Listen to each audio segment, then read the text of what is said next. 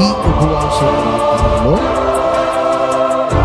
దేవుని యొక్క ఘనమైన కార్యాలు, ఇది దేవుని యొక్క ఘనమైన కార్యాలు,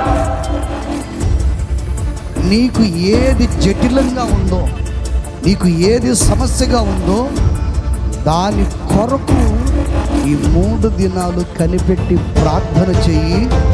దేవుడు గొప్ప సమాధానం ఇవ్వబోతున్నాడని నమ్ము. హల్లెలూయా.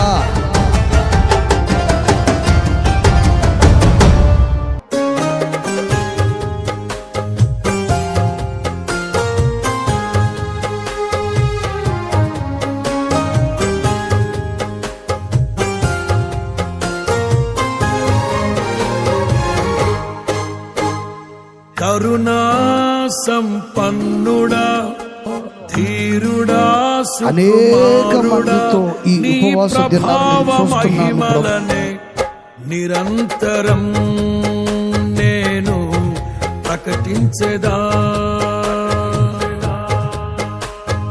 కరుణా సంపన్నుడా, ధీరుడా, సుకుమారుడా, నీ ప్రభావ మహిమలనే నిరంతరం నేను ప్రకటించెదా.